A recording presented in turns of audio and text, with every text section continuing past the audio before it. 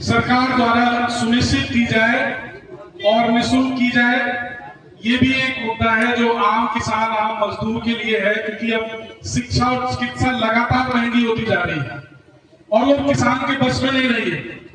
सरकारी विद्यालयों में शिक्षा व्यवस्था की दयनीय स्थिति लगातार सरकार द्वारा उन विद्यालयों को समायोजित करने की प्रक्रिया चल रही है। तो निजी स्कूलों में चूंकि मानक भी सरकार बढ़ा रही है तो फीस भी लगातार बढ़ जा रही है। यह चूंकि बहुत सारे देशों में शिक्षा और चिकित्सा निःशुल्क है, तो भारत जैसे देश में इसकी ज्यादा जरूरत है।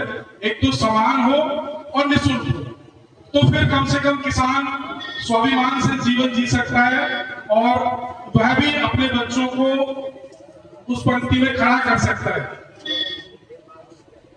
मैं जनपद के मुद्दों पर आता हूं। जनपद के जिन मुद्दों पर चर्चा हुई है अपने जिलाधिकारी महोदय के साथ में, एक तो स्मार्ट मीटर को लेकर हमने कहा है। हमने कहा पिछले 5 आंदोलन में ये बात स्पष्ट कर दी गई थी, लखनऊ की वार्ता में भी हमने, कि बिजली का मीटर, ये स्मार्ट मीटर के नाम पे जो लग रहा है, ये गांव में नहीं लगने दिया जाएगा। हमने ट्वेलों को भी ये बात स्पष्ट कर रखी, क्योंकि गांव में किसान अभी वर्तमान स्थिति में स्मार्ट मीटर या प्रीपेड मीटर झेलने की स्थिति में नहीं है। वो रिचार्ज नहीं कर सकता है डेली, उसके फसल का पेमेंट नहीं मिल रहा, फसल का दाम तय नहीं हो पा रहा, मंडी तक फसल पहुंच नहीं पा रही, तमाम खर्चे, तमाम आदतें पहले ही आपने किसान के साथ इतने खर्चे जोड़ दिए हैं। तो इसलिए सरकार ये प्रयास ना करे कि किसानों को एक बड़ा आंदोलन जोड़ना पड़े।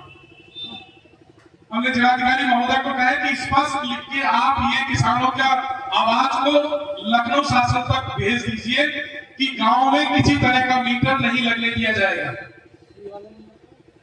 बिजनौर के राजा रामपुर डैबलगढ़ सुक्रताल के बीच गंगा नदी पर एक पक्के पुल का निर्माण किया जाए।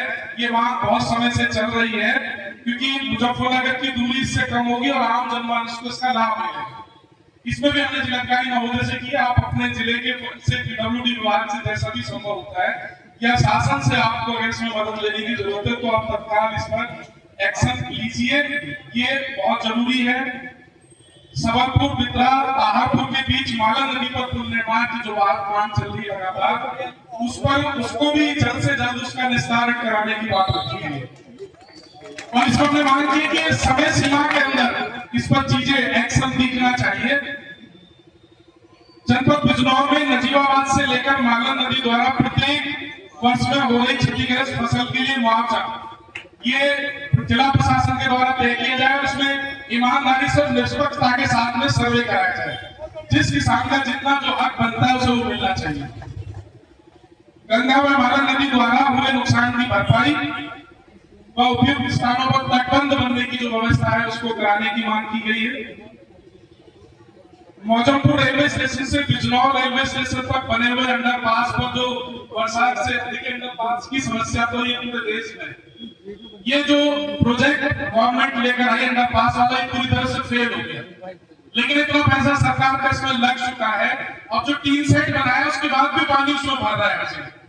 इसलिए जिला प्रशासन को बरसात शुरू होने से पहले ही ये व्यवस्था करनी पड़ेगी कि हर उस अंडरपास का पानी कैसे बाहर निकले, क्योंकि इसमें डेथ हो गई है। फरीदाबाद के अंदर एक कार के अंदर आदमी की डेथ हो गई, बच्चों को बिजनौर में गाड़ी से निकालकर बचाया गया जिस तरह से, 4 जगह उत्तर प्रदेश में अंडरपास के अंदर डेथ हो गई। आवागमन बंद हो जाता है, रेलवे अपने उससे वैकल्पिक रास्ता देने को तैयार नहीं है, तो जिला प्रशासन शासन को सख्ती से लिखे और अपनी वैकल्पिक व्यवस्था किसानों को, आम मजदूर, आम जनमानस को दे। जनपद के सभी ब्लॉकों के बिजली घरों की नई ठेकेदारों द्वारा जर्जर लाइनों को पुनः सुचारू रूप से और मरम्मत की मांग की गई है। गुलदार आवारा पशु और बंदरों से निजात, देखिए ये भी एक बड़ा विषय है। गुलदार बिजनौर के लिए बड़ा विषय बन गया है। आवारा कुत्ता पूरे देश के लिए एक बड़ा विषय है और उसके साथ साथ धीरे धीरे अब ये बंदर वाला विषय भी सभी गाँव में, बंदरों वाला विषय भी सभी गाँव में,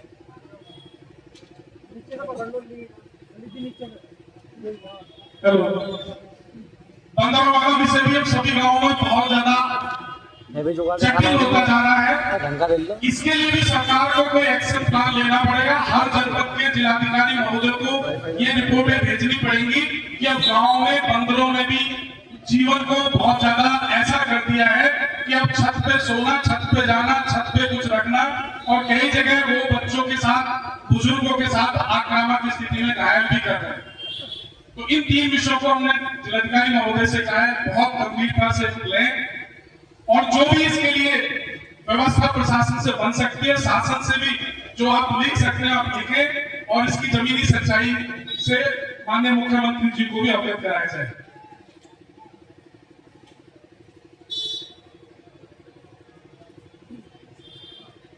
उत्तर प्रदेश और उत्तराखंड को जोड़ने वाली जो सीमा बालावाली की सड़क का तत्काल प्रभाव से निर्माण, उससे बहुत आवागमन हो रहा है। इस समय उसकी बहुत ज्यादा जरूरत है, जो हमारा बैराज बंद हो। तो उसमें चूंकि अभी इसलिए है, तो डीएम महोदय ने इस बात के लिए हमें आश्वस्त किया है कि हम बहुत जल्द उस स्टे को तुड़वाने का प्रयास कर रहे हैं और उसको बनवाने का काम किया जाएगा, क्योंकि इस सड़क से आवागमन दोनों स्टेट के लिए बहुत ज्यादा होता है। प्राइवेट स्कूलों की मनमानी फीस पर कुछ ये पूरे देश का मुद्दा चल रहा है। हमने इसमें भी कहा है, इसमें जिले से भी बेसिक शिक्षा अधिकारी, डीआईओ, दोनों अधिकारियों के माध्यम से इसकी जांच भी हो। जितना ग्रामीण अंचल के स्कूलों में विशेष रूप से जो भी 25% का सरकार ने आरटी कोटा तय किया है, उसको पूरा कराया जाए। ये जागरूकता लोगों को भी दी जाए कि कक्षा 1 में नर्सरी में वो एडमिशन लें। 25% सीटें हर प्राइवेट स्कूल को निःशुल्क देनी है, गरीब बच्चों के लिए, गरीब किसानों के लिए। तो प्रशासन उसमें अगुवाई करे हर बार, हर साल मार्च अप्रैल में, और उन सीटों पे कम से कम गरीब किसानों के बच्चों को एडमिशन मिले। ड्राइविंग लाइसेंस और फिटनेस के नाम पर जो अवैध वसूली का आरटीओ ऑफिस बिजनौर में चल रहा है, जब तो पूरे प्रदेश के आरटीओ में ना सब जगह लड़ाई है, लेकिन यहाँ पर ज्ञापन दिया गया, पीछे एक आंदोलन हुआ है। ये महोदय से हमने कहा है कि आप औचक निरीक्षण करें, जांच कराएं। डीएल मिलना सबका हक है युवाओं का। आप हर जगह चेक करते हैं, डीएल नहीं होने पर आप चालान करते हैं, लेकिन 7-8 हजार रुपए अगर कोई नहीं दे पा रहा है तो उसका डीएल मामूली सी एक कमी के ऊपर, जिसने चलाना सीख लिया वो चलाएगा ही, और वहां वो जो टेस्ट ड्राइव के नाम पर अवैध वसूली कर रहे हैं उस पर रोक लगनी चाहिए। गन्ना मूल्य वृद्धि ये स्टेट गवर्नमेंट का मुद्दा है, उस पर यहाँ से भी हम लोग किसानों की आवाज को लखनऊ तक भेजें जोरदार तरीके से। असगरपुर कियापुर के बीच पुल निर्माण और माला नदी पर तटबंध का निर्माण किया जाए, ये भी मुद्दा इसमें शामिल किया गया है। तहसील में पटवारी कामों को से जो परेशानी आम किसान को है, और ये हर तहसील में है, और मैं समझता हूं कि तहसील का ये कृत्य सरकार के फेलियर का सबसे बड़ा कारण भी बन रहा है।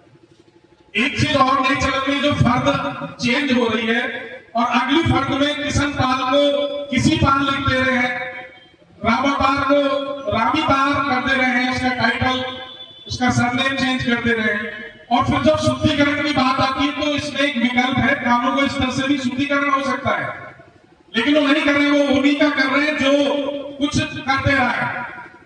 अन्यथा तो मुकदमा डालिए और उस प्रक्रिया मारिए और फिर 6 महीने तक चक्कर लगाइए, फिर एक वकील भी करिए।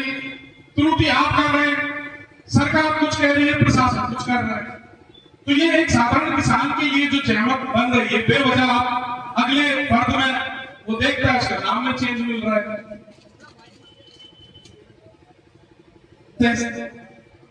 जलालाबाद में नहर के किनारे वंश गोपालपुर के जंगल में नगर पंचायत जलालाबाद दूषित पानी वाला विषय चल ही रहा है, मीडियम साहब ने अपने उसमें दे दिया है।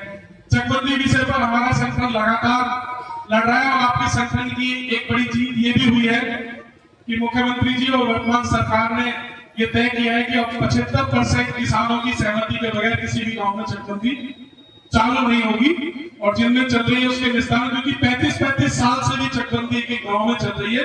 2 पीढ़ियां गुजर गई लुटते हुए।